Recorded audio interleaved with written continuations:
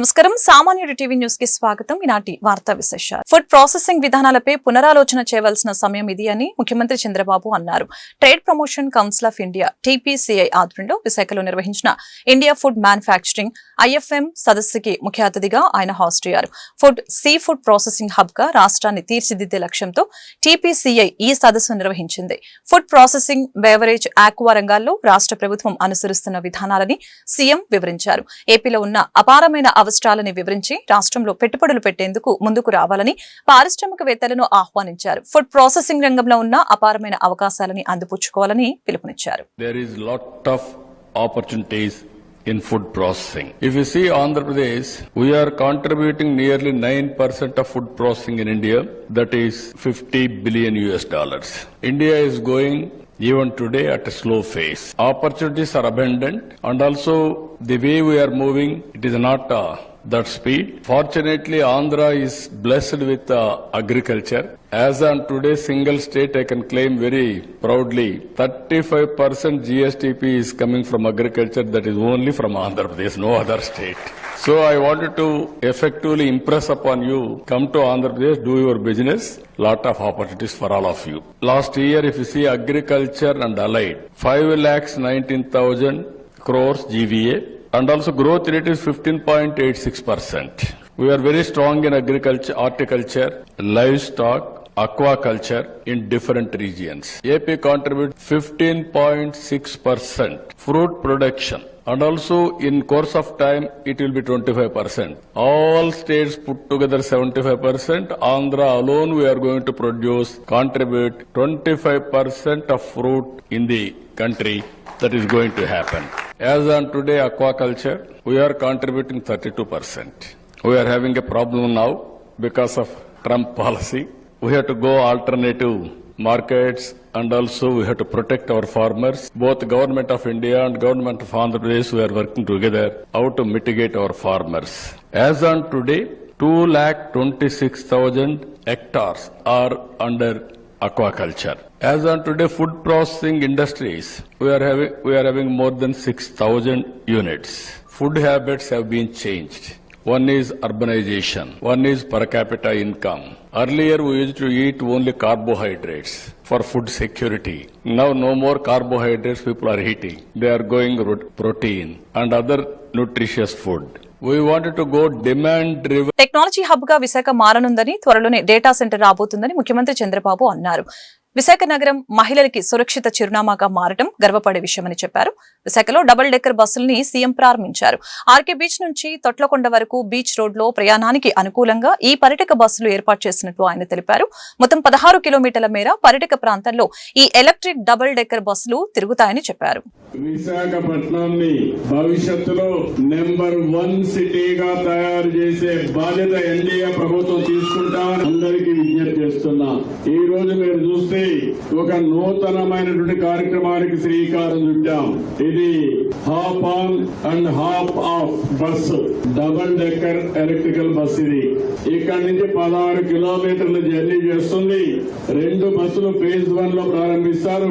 ఆ తర్వాత మిగిలిన బస్సు కూడా ఏర్పాటు చేస్తాం అవసరమైతే డిమాండ్ బట్టి.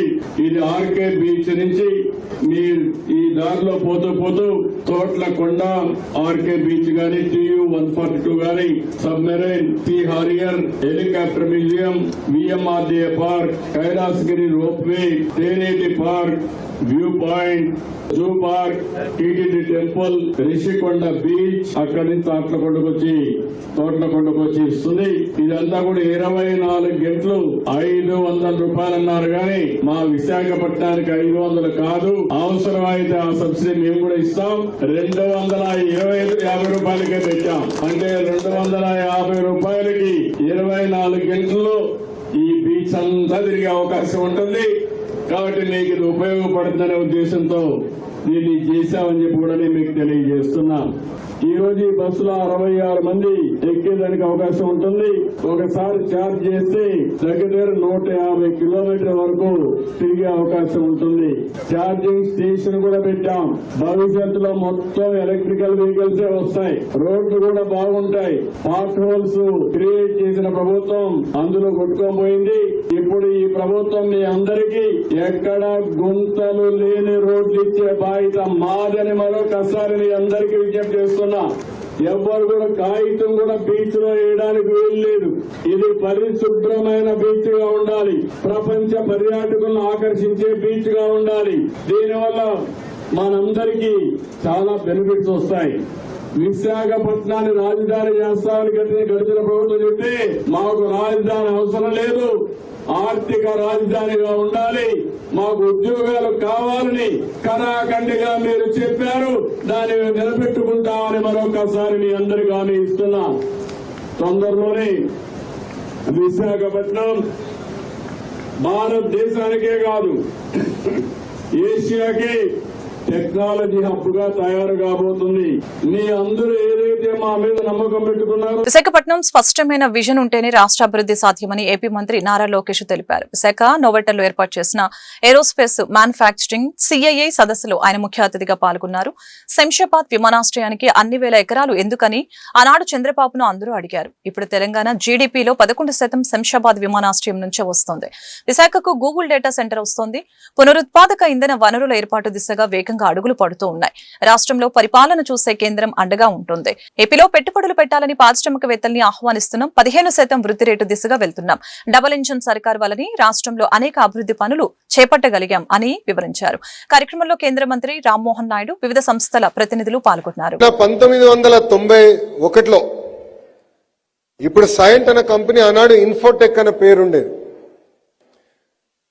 అంకల్ పేరు కూడా మోహన్ రెడ్డి గారు అని పిలిచేవారం కాదు, ఇన్ఫోటెక్ మోహన్ రెడ్డి గారు అని మేము అందరం పిలిచేవారు. 1991లో ఇప్పుడున్న సైంట్ కంపెనీని స్థాపించి ఈరోజు సుమారుగా 16,000 మందికి ఉద్యోగాలు కల్పిస్తున్న వ్యక్తి మోహన్ రెడ్డి గారు. కేవలం మన దేశం, కేవలం మన రాష్ట్రం, మన దేశమే కాదు, 22 దేశాల్లో ఈరోజు సైంట్ కంపెనీని నడిపిస్తున్న వ్యక్తి మోహన్ రెడ్డి గారు. ఈరోజు ఆయన కంపెనీ CSR నిధుల నుంచి సుమారుగా 8 కోట్ల రూపాయలు ఖర్చు పెట్టి 50 ప్రభుత్వ పాఠశాలల్లో AI ల్యాబ్స్ కి ఏర్పాటు చేసిన వ్యక్తి మోహన్ రెడ్డి గారు. ఇక్కడ మీరందరూ అనుకోవచ్చు AI వల్ల మాకేంటని. మీరందరూ ఇక్కడ కూర్చున్న పిల్లలు యుఆర్ ఆర్ ఫ్యూచర్. మీరు ఇండస్ట్రియల్ రెవల్యూషన్ గురించి వినుండొచ్చు. ఒక్కొక్క ఇండస్ట్రియల్ రెవల్యూషన్ ఒక్కొక్క టైంలో వచ్చింది. ఆ ఇండస్ట్రియల్ రెవల్యూషన్ వల్ల చాలా మందికి ఉద్యోగాలు, ఉపాధి కల్పించింది. IT రంగం వల్ల చాలా మందికి, ఒక ఆంధ్ర రాష్ట్రంలోనే కాదు, తెలంగాణలో కాదు, భారతదేశంలోనే ప్రపంచంలో తెలుగు వాళ్ళకి మెరుగైన అవకాశాలు వచ్చినాయి. ఇప్పుడు ఒక ఇండస్ట్రియల్ రెవల్యూషన్ రాబోతుంది. ఆ ఇండస్ట్రియల్ రెవల్యూషన్ పేరే AI, ఆర్టిఫిషియల్ ఇంటెలిజెన్స్. ఈ AI వల్ల మనం చేస్తున్న రెగ్యులర్ పనులన్నీ కూడా టెక్నాలజీ చేసే పరిస్థితికి వచ్చింది. సో మారుతున్న క్రమంలో మన కరికులంలో మార్పు రావాలి, మన ల్యాబ్స్ లో మార్పు రావాలనేది బలంగా ప్రభుత్వం నమ్ముతుంది. అందుకే మీరు చూస్తే మీ టెక్స్ట్ బుక్స్ అప్గ్రేడేషన్ దగ్గర నుంచి, ఎగ్జామినేషన్ ఫార్మాట్ మార్చే దగ్గర నుంచి అనేక సంస్కరణలు మీకోసం మేము తీసుకొచ్చాం. ఒక్కసారి కానీ మనం చూస్తే ఇండస్ట్రియల్ రెవల్యూషన్ లో ప్రింటింగ్ ప్రెస్ కీలకమైన పాత్ర వహించింది. భాజపా తీసుకువచ్చే అన్ని బిల్లులకు వైకాపా మద్దతిస్తుందని ఏపీ కాంగ్రెస్ అధ్యక్షురాలు వైఎస్ షర్మిల విమర్శించారు. ఉపరాష్ట్రపతి ఎన్నికల్లో ఇండియా కూటమి అభ్యర్థి జస్టిస్ సుదర్శన్ రెడ్డికి వైకాపా అధ్యక్షుడు జగన్ ఎందుకు మద్దతు ఇవ్వట్లేదని ఆమె ప్రశ్నించారు. విశాఖ స్టీల్ ప్లాంట్ ఉద్యమానికి వైకాపా కూని చేసింది. ఉద్యమం అనే పదానికి ఆ పార్టీకి అర్థం తెలుసా? గత ప్రభుత్వ హయాంలోని స్టీల్ ప్లాంట్ ప్రైవేటీకరణకు అడుగులు పడ్డాయి. రిషికొండ భవనాల అంశంపై ప్రభుత్వం ఎందుకు విచారణ చేయటం లేదు? వివేక హత్య కేసులో ఆయన కుమార్తె సునీతకు ఇప్పటికీ న్యాయం జరగటం లేదు. జగన్, అవినాష్ రెడ్డి భాజపాకు కొమ్ము కాస్తూ విచారణ ముందుకు సాగనివ్వట్లేదు అని షర్మిల ఆరోపించారు. ఇంతవరకు అయితే సునీతారెడ్డి గారికి న్యాయం జరగలేదు. ఇప్పటి వరకు ఎలా పోరాటం చేసిందో ఇప్పుడు కూడా అదే పోరాటమే చేస్తుంది కదా.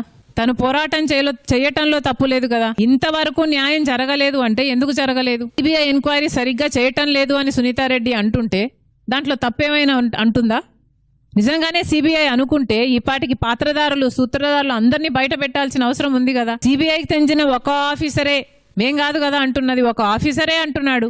Avinash Reddy Google maps location pins match అవుతున్నాయి, ఫోన్ కాన్వర్జేషన్స్, ఫోన్ నంబర్స్, వాళ్ళ ఫోన్ కాల్స్ మ్యాచ్ అవుతున్నాయి అని చెప్తున్నారు. అవినాష్ రెడ్డి గారు వాళ్ళకు సంబంధించిన వాళ్ళ ఇంట్లోనే పోలీస్ ఆఫీసర్ని సహా బెదిరించారు అంటున్నారు. ఇన్ని సాక్ష్యాలు పెట్టుకొని కూడా ఇంతవరకు వాళ్ళు బయట తిరుగుతున్నారు అంటే ఏమిటి అర్థం? న్యాయం జరగలేదనే నా జాయిన్. గుంటూరు ఆరగ్రహారం శ్రీ కన్యక పరమేశ్వర అమ్మవారి దేవస్థానం దసరా ఉత్సవ నూతన కమిటీని గుంటూరు తూర్పు ఎమ్మెల్యే మహమ్మద్ నజీర్ శుక్రవారం ప్రకటించారు. చైర్మన్ గా కోట వెంకట శివ శేషగిరిరావు, అడ్వైజర్స్ గా ఈరంటి వరప్రసాద్, కొనకల్లా సత్యం, వనమ నరేంద్ర, ఆనంద సాగర్, కొత్తూరు వెంకట ఆధ్వర్యంలో దేవీ నవరాత్రుల ఉత్సవాలు అంగరంగ వైభవంగా జరుగుతాయని పేర్కొన్నారు. రాష్ట్రంలోని ప్రతిష్టాత్మకంగా నిర్వహించే ఈ ఉత్సవాలకి రాష్ట్ర ముఖ్యమంత్రి నారా చంద్రబాబు నాయుడిని ఆహ్వానిస్తున్నట్లు తెలిపారు. అలాగే ఉత్సవాలను విజయవంతం చేయడంతో పాటు భక్తులకు ఎలాంటి అసౌకర్యాలు కలగకుండా నూతన కమిటీ పగడ్బందీగా ఏర్పాట్లు చేస్తుందని చెప్పారు. ఈ కార్యక్రమంలో దేవస్థానం చైర్మన్ నిడమానూరి సురేష్, రాయవరపు అశోక్, బాపారం తదితరులు పాల్గొన్నారు.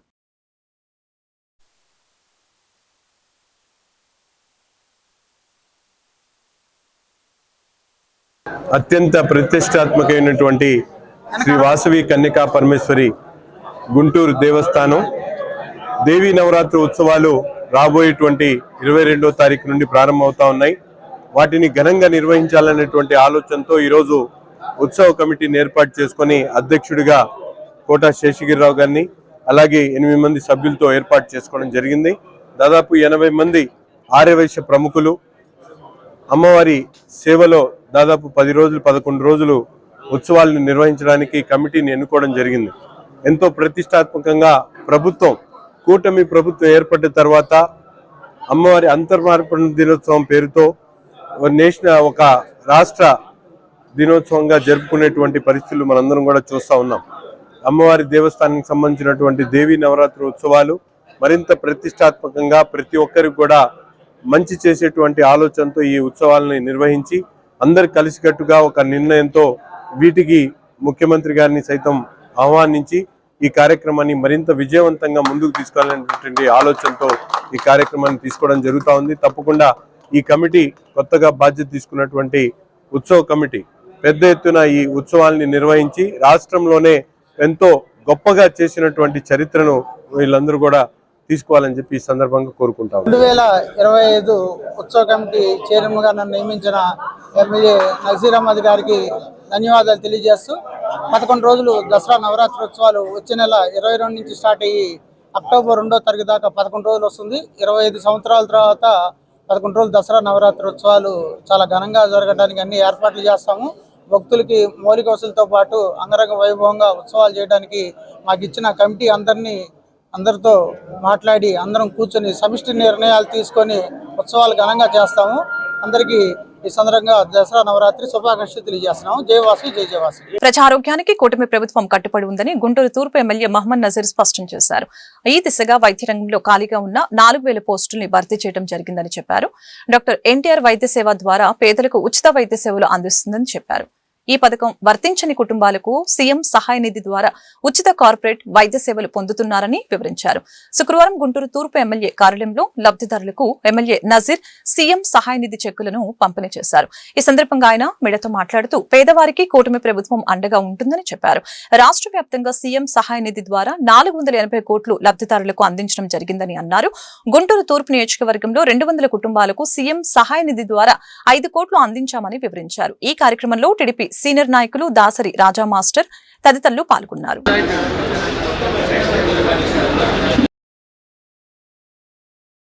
అందరికి నమస్కారం. రాష్ట్రంలో కూటమి ప్రభుత్వం ఏర్పడిన తర్వాత పేదవారికి అండగా ఉండేటువంటి ప్రభుత్వం ఏర్పడినటువంటి పరిస్థితులు. ముఖ్యంగా వైద్య సదుపాయాల కోసం ఆర్థికంగా చితకలు పడిపోయేటువంటి కుటుంబాలన్నింటినీ కూడా ఒక ఇంటికి పెద్ద దిక్కుగా ఈ రాష్ట్రానికి ముఖ్యమంత్రిగా ఉన్నటువంటి చంద్రబాబు నాయుడు గారు ఎంతో పెద్ద మనసుతో రాష్ట్రంలో ప్రతి ఒక్క నియోజకవర్గంలో కూడా ఆర్థికంగా ఇబ్బందులు పడుతున్నటువంటి కుటుంబాలు కార్పొరేట్ వైద్యం కోసం వాళ్ళందరూ కూడా వైద్య సదుపాయాలు అందించేటువంటి కార్యక్రమాన్ని దాదాపు 480 కోట్ల రూపాయలతో ఇప్పటి వరకు రాష్ట్ర వ్యాప్తంగా ముఖ్యమంత్రి గారి సహాయాన్ని ద్వారా సహాయం అందించినటువంటి పరిస్థితులు. ముఖ్యంగా గుంటూరు తూర్పు నియోజకవర్గంలో ఈ రోజుకు 5 కోట్ల రూపాయల వరకు ఈ 8 నెలల్లోనే నేను శాసనసభ్యుడిగా అయిన తర్వాత ముఖ్యమంత్రి గారి సహాయాన్ని ద్వారా ఎల్ఓసీలు కానీ ఫైనాన్షియల్ ఆర్థిక సహాయం కానీ అలాగే ముఖ్యమంత్రి గారి సహాయాన్ని ద్వారా వైద్య ఖర్చుల కోసం ఇచ్చేటువంటి డబ్బులు మొత్తం 5 కోట్ల రూపాయలు దాదాపు 200 కుటుంబాలకి అందించినటువంటి పరిస్థితులు చాలా సంతోషంగా ఉంది. ఎందుకంటే ఈరోజు ఎవ్వరు కూడా ఇంట్లో ఉన్నటువంటి కుటుంబ సభ్యులు సైతం కూడా ₹1 సహాయం చేయనటువంటి పరిస్థితులు ఉంటే ఈరోజు రాష్ట్రానికి పెద్ద దిక్కుగా ఒక పెద్ద కొడుకుగా బాధ్యత తీసుకొని ప్రతి ఒక్క కుటుంబానికి కూడా అండగా ఉండేటువంటి కార్యక్రమం చేస్తున్నటువంటి ముఖ్యమంత్రి గారికి ప్రత్యేకమైనటువంటి ధన్యవాదాలు తెలుపుతా ఉన్నా. ఒక పక్కన ముఖ్యమంత్రి గారి సహాయాన్ని ద్వారా విరివిరిగా వాళ్ళందరికీ కూడా ఆర్థికంగా ఆదుకునేటువంటి కార్యక్రమంతో పాటు పెద్ద ఎత్తున రాష్ట్రంలో ఎప్పుడూ లేనటువంటి విధంగా ఈ సంవత్సర కాలంలోనే దాదాపు వైద్య మంత్రిత్వ శాఖకు సంబంధించి 4000 పోస్టులు భర్తీ చేసేటువంటి కార్యక్రమం. నిన్న కొత్తగా 150 మెడికల్ హెల్త్ ఆఫీసర్లతో పాటు సూపర్ స్పెషాలిటీ డాక్టర్లు 30 మందిని రిక్రూట్ చేసుకునేటువంటి కార్యక్రమాన్ని తీసుకోవడం. ఈరోజు దాదాపు 1100 కోట్ల రూపాయలతో రాష్ట్రంలో 139 కొత్తగా పిహెచ్సిలు కట్టేటువంటి కార్యక్రమాన్ని ఈరోజు మన ప్రభుత్వం చేస్తున్నటువంటి పరిస్థితులు ఉన్నాయి.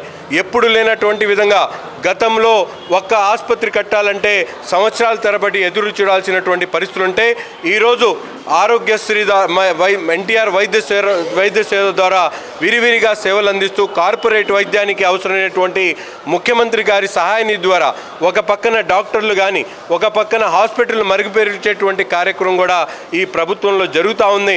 ప్రతి ఒక్క పేదవాడికి కూడా గుండె ధైర్యంతో ముందుకు సాగేటువంటి విధంగా ఈ ప్రభుత్వం ముందుకు సాగుతూ ఉంది. ఒక మంచి ప్రభుత్వం. ఏ ప్రాంతానికి వెళ్ళినా కుల మతాలకు అతీతంగా రాజకీయాలకు అతీతంగా థ్యాంక్ యూ సీఎం సార్ అంటూ ఉన్నారు. దానికి కారణం కూటమి ప్రభుత్వం ఏర్పడిన నాటి నుంచి నేటి వరకు అనేక సంక్షేమ పథకాలను అమలు చేస్తున్నటువంటి తీరును చూసినటువంటి విఘ్నులందరూ కూడా ఈ రోజున చంద్రబాబు నాయుడు గారిని వెయ్యేళ్ల కొన్నాడుతున్నారు. విద్య, వైద్యం, ఉపాధి, వ్యవసాయం ఇవన్నీ కూడా ముఖ్యమైనటువంటి అంశాలుగా చంద్రబాబు నాయుడు గారు క్రియాశీలకమైనటువంటి నిర్ణయాలు తీసుకున్నారు. ముఖ్యంగా గుంటూరు తూర్పు నియోజకవర్గంలో సోదరులు నజీర్ అహ్మద్ గారు అడిగిందే తడవుగా సుమారుగా 5 కోట్ల రూపాయలు ఇప్పటి వరకు సీఎం రిలీఫ్ ఫండ్ ఇచ్చినటువంటి అంశం. ఈ విధంగా అనేక సంక్షేమ కార్యక్రమాలని నిర్వహిస్తున్నటువంటి కూటమి ప్రభుత్వం ముఖ్యంగా చంద్రబాబు నాయుడు గారికి ధన్యవాదాలు తెలియజేస్తా ఉన్నాం. ప్రతిపక్ష పార్టీలను భూస్థాపితం చేసే శక్తి మోడీ సర్కారుకు లేదని మాజీ కేంద్ర మంత్రి చింతా మోహన్ స్పష్టం చేశారు. దేశంలో నియంత పాలన సాగుతుందని ఆరోపించారు. ప్రజాస్వామ్యంలో ప్రతిపక్ష పార్టీలను గౌరవించవలసిన బాధ్యత అధికార పక్షంపై ఉందని అన్నారు. అప్పుడే ప్రజా సంక్షేమం, దేశాభివృద్ధి సాధ్యమని అన్నారు. గుంటూరులో శుక్రవారం చింతా మోహన్ మీడియాతో మాట్లాడారు. చమురు దిగుమతుల్లో భారీగా అవినీతి జరుగుతుందని ఆరోపించారు. అదేవిధంగా నరేంద్ర మోదీ ప్రభుత్వం దేశంలో 14.5 లక్షల కోట్లు రుణమాఫీ చేసిందని చెప్పారు. అయితే ఎవరికి ఈ రుణమాఫీ చేశారో ప్రజలకు సమాధానం చెప్పాలని డిమాండ్ చేశారు. ఇందులో 1,50,000 కోట్ల రూపాయలు కమిషన్ రూపంలో తీసుకున్నారని వెల్లడించారు. బడా వ్యాపారులకు కాకుండా రైతులకి రుణమాఫీ చేయవలసిన అవసరం ఉందని తెలిపారు. ఐఏఎస్ అధికారి శ్రీలక్ష్మిపై చేసిన విమర్శల్ని ఆయన ఖండించారు. రాజ్యాంగ సవరణ 130, రెండవది రష్యా నుంచి దిగుమతులు, చమురు దిగుమతులు, మూడవది బ్యాంకులు, నాలుగవది గిట్టుబాటు ధర, రైతులు, సినిమా ప్రొడ్యూసర్లు, ఐదవది శ్రీలక్ష్మి. మొన్ననే పార్లమెంట్లో అమిత్ షా ఒక రాజ్యాంగ సవరణ బిల్లును తీసుకొని వచ్చాడు. ఆయన చెప్పడం, మోడీ గారు కూడా చెప్పారు ఎక్కడనో, మరి అవినీతిని నిర్మూలించేదానికి మరి ఇతర కారణాల ద్వారా నేను 130వ రాజ్యాంగ సవరణ తీసుకొస్తున్నట్టుగా ఇద్దరు పలు ప్రాంతాల్లో చెప్పారు. దీన్ని నేను ఖండిస్తున్నాను. ఇది మంచిది కాదు భారతదేశానికి. ప్రతిపక్ష పార్టీలను నాశనం చేసేదానికి తీసుకొచ్చినటువంటి ఈ రాజ్యాంగ సవరణ మరి ప్రతిరోజు ధర్నాలు చేస్తుంటారు. ధర్నా చేసిన వాళ్ళు కూడా ఒక 30-40 రోజులు వేస్తున్నారు కమ్యూనిస్టుల్ని. దీనికి ఆయన ప్రాతినిధ్యం కోల్పోవాలన్నా ఈ ప్రతి ముఖ్యమంత్రి పైన 10 కేసులు పైన ఉన్నాయి. ఎవరు తక్కువగా లేరు. చంద్రబాబు నాయుడు పైన కూడా ఏదో 10-20 కేసులు ఎక్కడి నుంచి వచ్చాయో నాకు తెలీదు. 10-20 కేసులు ఉన్నాయి. ఆయన ఏదో అఫిడవిట్లో పెట్టాయంట, ఎందుకు వచ్చాయో నాకు తెలీదు.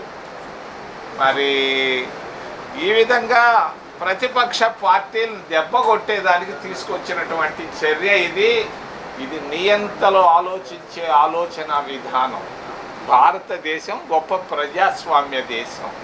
ప్రతిపక్షాలను కూడా గౌరవించాల్సినటువంటి సంస్కృతి సాంప్రదాయాలు జవహర్లాల్ నెహ్రూ నుండి ఈ రోజు వరకు వచ్చాయి. ఈ సంస్కృతిని దెబ్బకొడుతూ ప్రతిపక్షాలను సర్వనాశనం చేయాలన్న ఆలోచనతోనే నియంతగా అమిత్ షా మరి మోడీలు తీసుకొచ్చిన కార్యక్రమాన్ని నేను ఖండిస్తున్నా. అమరావతి రాజధానిలో ప్రైవేట్ యూనివర్సిటీలకు 100 ఎకరాలు చొప్పున భూములు కేటాయించడం సరైన విధానం కాదని సిపిఎం రాష్ట్ర కార్యదర్శి వర్గ సభ్యులు సిహెచ్ బాబురావు తెలిపారు. బ్రాడీపేట జిల్లా సిపిఎం కార్యాలయంలో శుక్రవారం ఆయన మీడియాతో మాట్లాడారు. 10,000 కోట్ల రూపాయల విలువైన భూముల్ని కారుచౌకగా కేటాయించడం జరిగిందని చెప్పారు. ప్రభుత్వం ఇస్తున్న రాయితీలు విద్యార్థులు ప్రజలకు చెందాలని సూచించారు. రాజధాని కోసం భూములు ఇచ్చిన రైతులు ఉపాధి కోల్పోయిన కూలీలకు ప్రయోజనం చేకూరే విధంగా ప్రభుత్వం నిర్ణయం తీసుకోవాలని కోరారు. ఇందుకోసం స్థానిక విద్యార్థులకి ఫీజులో రాయితీ ఇవ్వాలని డిమాండ్ చేశారు. ప్రైవేట్ యూనివర్సిటీలో విద్యార్థులకి మెరుగైన సౌకర్యాలు కల్పించాలని తెలిపారు. ప్రైవేట్ యూనివర్సిటీలకు భూముల కేటాయింపుపై శ్వేతపత్రం విడుదల చేయాలని చెప్పారు. ఈ సమావేశంలో సిపిఎం నేతలు వై నేతాజీ, నళినీకాంత్, భావన్ నారాయణ, రామారావు తదితరులు పాల్గొన్నారు. రాజధాని అమరావతిలో ప్రైవేట్ యూనివర్సిటీలు విట్, ఎస్ఆర్ఎం యూనివర్సిటీలకి అదనంగా 100 ఎకరాల చొప్పున 200 ఎకరాల భూములు కేటాయిస్తూ ప్రభుత్వం 25వ తేదీన జీవో నెంబర్ 166 విడుదల చేసింది. గతంలో 2016లో అప్పుడు కూడా 100 చొప్పున ఈ ఎకరాలు కేటాయించారు. ఇప్పుడు ఇది కాకుండా విట్టు, ఎస్ఆర్ఎంఏ కాకుండా అమృత యూనివర్సిటీ కూడా ఉన్నాయి. సుమారుగా ప్రభుత్వం యొక్క సమాచారం ప్రకారమే 30,000 మంది పైగా విద్యార్థులు ఆ రాజధాని అమరావతిలోని ఈ యూనివర్సిటీల్లో విద్యను అభ్యసిస్తున్నారు. ప్రభుత్వం అమరావతిలో ఆర్థిక కార్యకలాపాల కోసం, విద్యా వైద్య సౌకర్యాల కోసం ఈ యూనివర్సిటీలకి తక్కువ రేట్లకి, నామమాత్రపు రేట్లకి భూముల్ని కేటాయించినామని చెప్పారు. మేము ప్రభుత్వాన్ని డిమాండ్ చేస్తున్నది సుమారుగా 10,000 కోట్ల రూపాయల విలువైనటువంటి భూములని విట్, ఎస్ఆర్ఎం యూనివర్సిటీలకి కేటాయించారు. గతంలో కానీ ఇప్పుడు కానీ. గతంలో ఎకరం నామమాత్రంగా 50 లక్షలు, ఇప్పుడు 2 కోట్ల రూపాయలు ఇచ్చారు. అంటే ప్రభుత్వానికి 2 దశల్లో మొత్తం కలుపుకున్న 500 కోట్ల రూపాయలు ఈ భూముల మీద వస్తుంది. అంటే సుమారుగా 9,500 కోట్ల రూపాయల పైగా భూములు కేటాయించడం ద్వారా ఆ విద్యా సంస్థలకి ప్రభుత్వం సహాయం చేస్తూ ఉంది. అది కరెక్టా కాదా అనే రకరకాల చర్చలు ఉన్నాయి. ఒకవైపున రాజధానికి డబ్బు లేదంటూ, అలాగే ప్రభుత్వ రంగ సంస్థల బ్యాంకులకు కూడా 4 కోట్లు 5 కోట్లు రేట్లు నిర్ణయించిన రీతిలో మరి దీనికి 50 లక్షలకే భూములు ఇచ్చారు. ఇప్పుడు 2 కోట్లని నిర్ణయించారు. సరే, ఆ రేట్ల మీద న్యాయమా? స్తంభాల గరువు 3వ లైన్లో శ్రీ వెంకటేశ్వర సేవా సమితి ఆధ్వర్యంలో గణేష్ ఉత్సవాలు ఘనంగా జరుగుతున్నాయి. 9 సంవత్సరాలుగా గణపతి నవరాత్రి ఉత్సవాలు నిర్వహిస్తూ ఉన్నామని కమిటీ సభ్యులు నడ్డి పాపారావు వెల్లడించారు. ఈరోజు భక్తుల కోసం అన్న సంతర్పణ కార్యక్రమం నిర్వహించామని తెలిపారు. రేపు స్వామివారికి ఊరేగింపు నిర్వహించి నిమజ్జనం చేస్తామని చెప్పారు. ప్రతి ఒక్కరూ ఈ కార్యక్రమంలో పాల్గొని స్వామివారి అనుగ్రహం పొందాలని కోరారు. కార్యక్రమంలో కోటేశ్వర, సూర్యనారాయణ, నారాయణ, సురేషు, రాము, మహేష్ తదితరులు పాల్గొన్నారు.